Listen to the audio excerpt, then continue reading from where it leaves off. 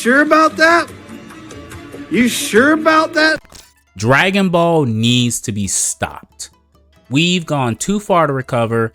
This beloved franchise has gone beyond sense and continues to desecrate its own legacy. Let's talk about it. Now, before everyone gets up in arms, understand that I've been a fan of Dragon Ball since I first watched Dragon Ball like 10, 15 years ago. I've rewatched Dragon Ball, Dragon Ball Z, GT, all the movies several times. I still recall owning the VHS tapes and drawing very often Goku turning Super Saiyan. It would be a lie to say that Dragon Ball didn't have an impact on who I am and the challenges I've overcome personally.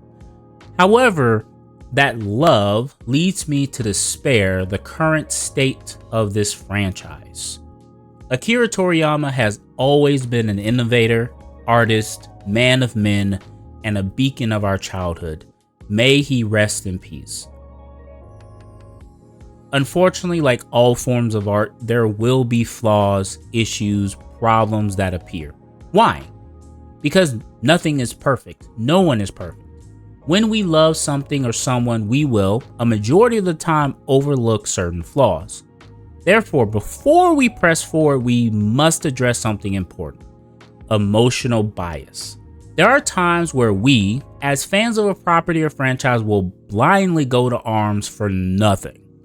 Example, go on X, make a Dragon Ball hot take that denounces or trashes something and wait for the Council of Defenders to come.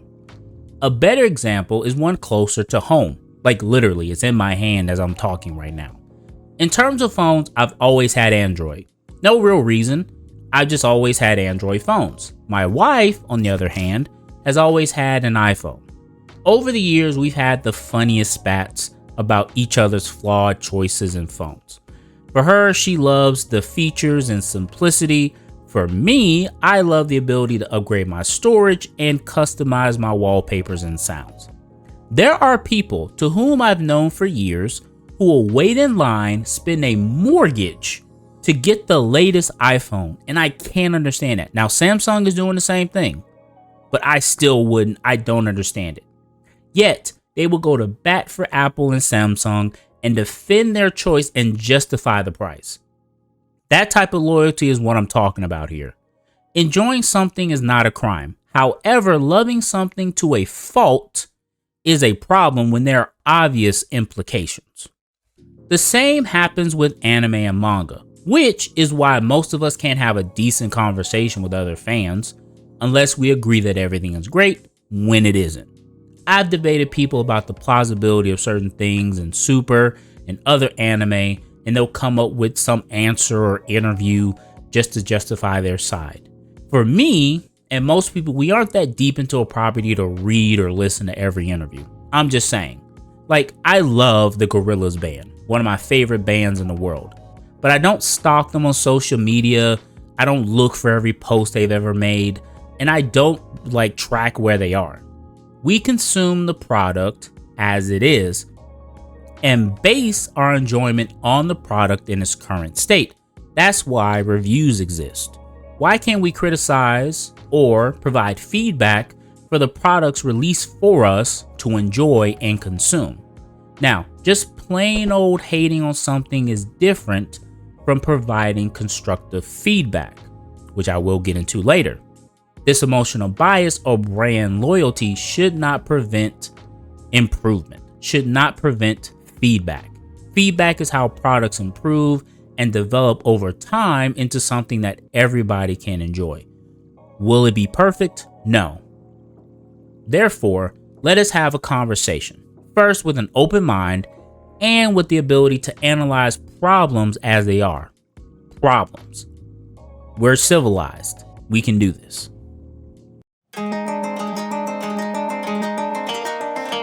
Are inconsistencies in stories acceptable? Now, what criticisms am I referring to, or problems?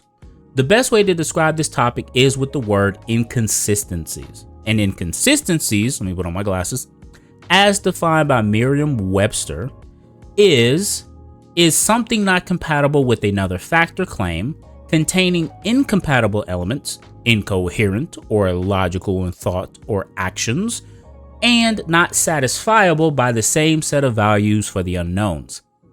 In other words, if something happens that is contrary to already established information, that event is then deemed an inconsistency. We typically refer to these instances as plot holes. Long story short. However, are all inconsistencies bad? Can they serve a purpose? When are inconsistencies in a story acceptable? Only when it serves a purpose of helping the story, revealing a hidden truth, creating suspense, or showcasing growth in a character. It is not acceptable when creating plot holes that make characters inconsistent for no reason, contradicts or subverts already established information or rules, or forcing actions that make no sense narrative-wise. Let's go over a few examples of inconsistency so we can all be on the same page. Time inconsistencies, events that happen out of logical sequence, or a character's age changes unexpectedly. Character inconsistencies, where the character suddenly gains knowledge or skills they haven't earned or learned, or their behavior contradicts their already established personality without any explanation. Like the cowardly character suddenly wanting to face the monster without any rhyme or reason. World building inconsistencies, my favorite. The rules of a fictional universe, such as a magical system or advanced technology, that are unfortunately broken, those rules, without justification. So, say you can't go to outer space because there's this giant barrier, but then somehow you just end up there. Or, the barrier doesn't exist at all unless it serves a purpose for the narrative. Those are the kind of things I'm talking about. Now, those are the inconsistencies I'll be speaking on here. Now, I'll only cover two. Again, everything isn't bad just because it's a plot hole. It raises questions, and questions are good. The problem comes in when we refuse to acknowledge those problems and come up with ham-fisted answers and fight other people over plausibility and things like that. So let's just talk about the problems, and these problems are specifically for me with the Super franchise. Again, Dragon Ball Super, these are my gripes. You may agree with me, may disagree. That's okay. Section 3. Plot hole 1. Beast Gohan. The first problem for me hits home, because Gohan is one of my favorite characters in all of Dragon Ball. But the problem is Gohan's potential, or more specifically, Super Saiyan 2 versus Beast Gohan. So we're talking about the plausibility of these two forms. So let's start with Super Saiyan 2. Super Saiyan 2 is more realistic for me than Beast Gohan. Super Saiyan 2 was a speculative form that Goku and Vegeta wanted to achieve during the Cell Saga, and they both, including Trunks, came very close to it. However, they hit a wall because all they could do was increase their strength while their speed suffered. It wasn't a perfect balance of power, speed, and accuracy, kind of like Z Broly, but we'll get to him later. Gohan, after training and achieving Super Saiyan, was capable of pushing past his limits and achieving the balance of strength and speed that the others couldn't get to. Now, we've all known since early Dragon Ball that Gohan's true potential was awakened by anger. It was no different here. He saw the death of Android 16 and decided to stop trying to reason with Cell. That anger unlocked the potential necessary to reach the next level of Super Saiyan. This form makes more sense because it's just an improved version of an already established form.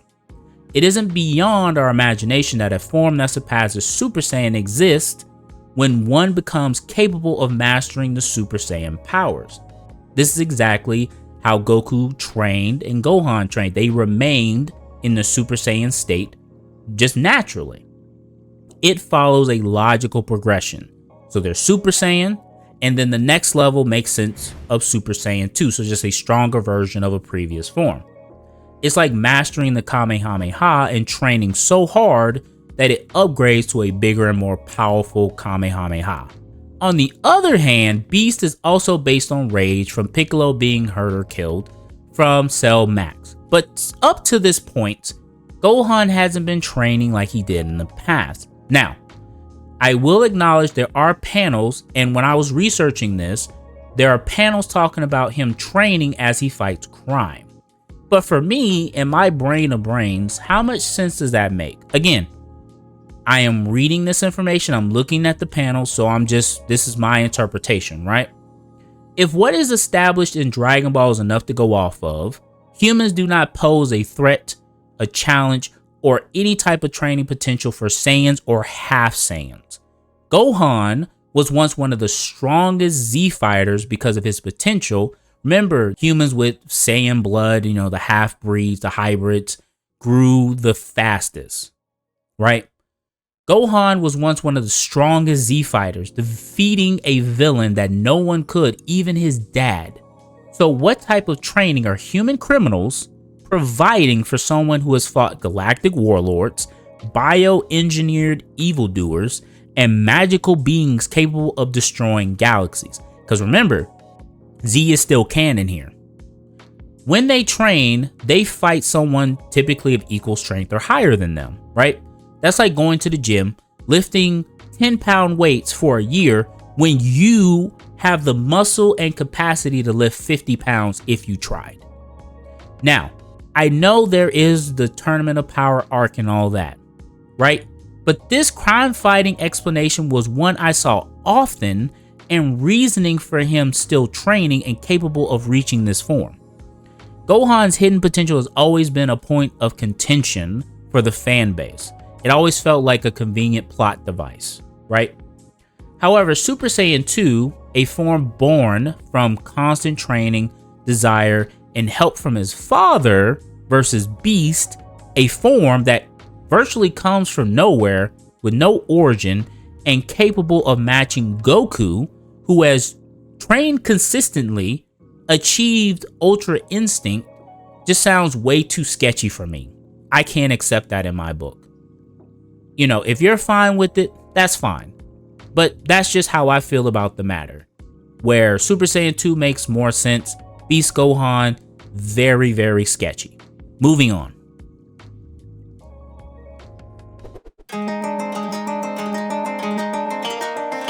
Plot hole 2. The Tale of Two Brolys. Now, I'll be the first to say that the Super Broly movie was fantastic, but only in terms of the visuals. After watching it and sitting back in my chair, I pondered. I had to reconsider some things. The plot holes abound in this movie, but those problems stem from another problem that's in Super: God Ki and power scaling. God Ki, in my opinion, sounded cool, but does nothing really for the story, when it really does nothing other than change the color of our protagonist's hair from red to blue. In my opinion, it just became the new Super Saiyan, right? It's this new form that they can just spam at the beginning of the fight and then escalate, so on and so forth. But they achieve these forms a lot quicker. Being a form that I felt was kind of ham-fisted into the lore to suit some kind of weird means, this also leads into the other problem: power scaling. Now, in a previous video, I talked about power systems. A true trademark of a good power system is simplicity. That simplicity can, then give birth to more complex expressions of that system. For Dragon Ball, has always been ki. From that, the more ki someone has, they are determined to be stronger. This was characterized and represented by power levels. In other words, the highest power level has the upper hand. Therefore, tactics, strategies, fundamentals, and other factors would lead to victory, right? Now, power levels slowly faded out with the Cell Saga because they were reaching, crazy heights. But instead, they started gauging the opponent's ki with their own, right? It's like that comparison game. But then you introduce the all-powerful God Ki, and that just throws that system out of the window. There's no measure for it really, and nothing to really go off of for me. How do you measure the powers of fighters in Super? In earlier iterations of the villain, we had them showcase power through feats and the power level, right? Frieza continued to grow more stronger as he transformed. Even though he continued to grow stronger, even though it was just his original power, he was just kind of, you know, managing it so it didn't all leak out, you know, like an explosion. Cell massacred individuals just to grow stronger and easily toppled all the Z fighters. And you can't forget that he literally created Cell Juniors, who were strong enough to beat up all the other Z fighters. Boo went and did something that hadn't happened in the whole series before. He eliminated every human being on the planet, destroyed Earth, and went throughout the galaxy destroying planets and causing chaos. And for us, you know, in Super, let's stick with the Tournament of Power arc. Jiren, what has he really done? He's the strongest of his universe.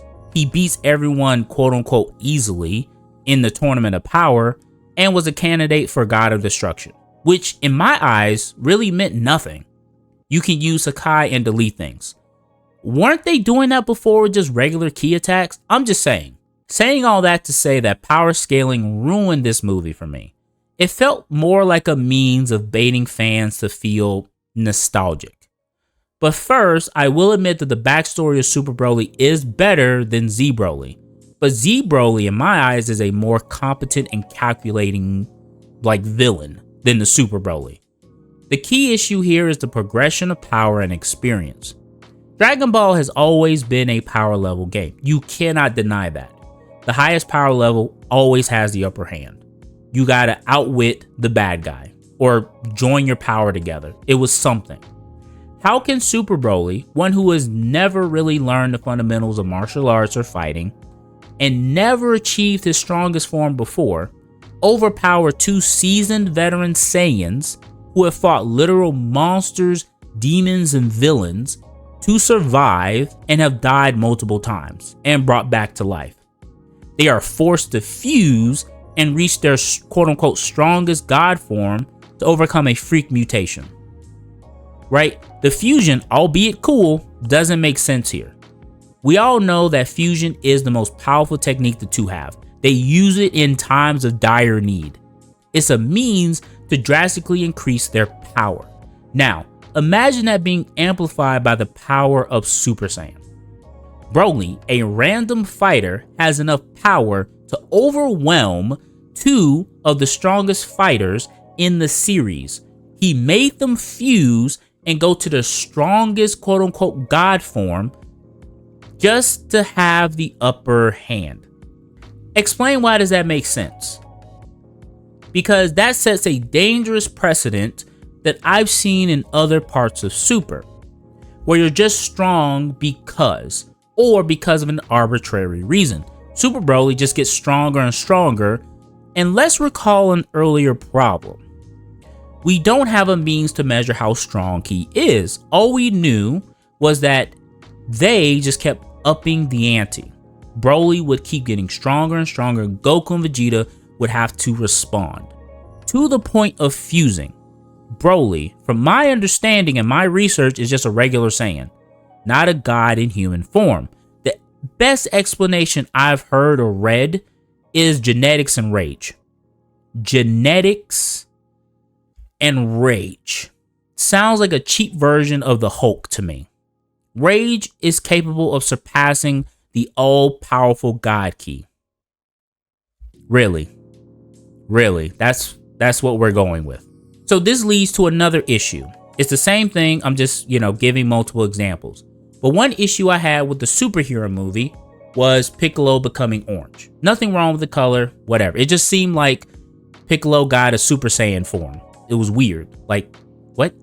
But, so this becomes a new transformation, but how did he achieve it? Through constant training and effort? Through focused meditation and self-reflection? Nope. By making a wish. Asking Shenron to unlock his potential. This happens to a villain in Super, where they make a wish and become more powerful. I won't get to that. I will not talk about that right now. Just understand my confusion here. Why can someone make a wish and become stronger than ever? At one point, the Dragon Balls couldn't make a wish beyond the strength of their creators, or kill someone stronger than their creators. It was mainly used to restore health, which improved their power because when they were younger they were stronger, resurrect fallen comrades, which you can only do once, and restore the Earth to normal. Now it's become a device that allows for instant power-ups and instant villains. Now I know people will also say, or probably bring up, Frieza wanted immortality with the Dragon Balls, but he never made that wish. No one made that wish. Vegeta wanted to make that wish too. But let's not forget the age-old debate. Immortality doesn't mean you're invincible. You can still get like killed in some ways. So back on topic. While fighting Z Broly, they consistently just kept getting beat up, getting up, and eventually Goku won when they gathered all their power together and he focused on one single point with a punch, and he won. They didn't unlock a new form or go through 50 transformations. The punch, I will admit, was silly. It always seems to be the way of finishing all these fights in the movies, but whatever. But way more acceptable than using all of your transformations, fusing, and then going to your strongest form while fused just to be someone who doesn't know how to control their powers.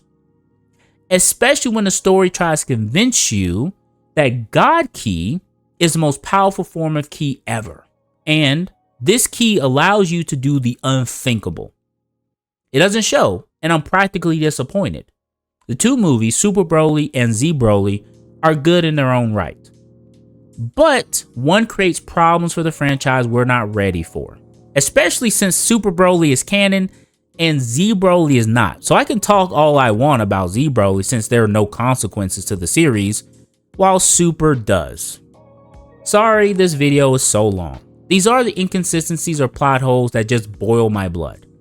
Those things don't make sense to me personally, things that just happen for the cool factor, or things that contradict what has already been established have ruined Dragon Ball for me. Now, I still love the franchise, don't get me wrong, but we have to be able to openly critique these issues. Because if they can just make up things and we accept them, we're giving them the green light to just give us whatever. It doesn't have to be good, just here you go.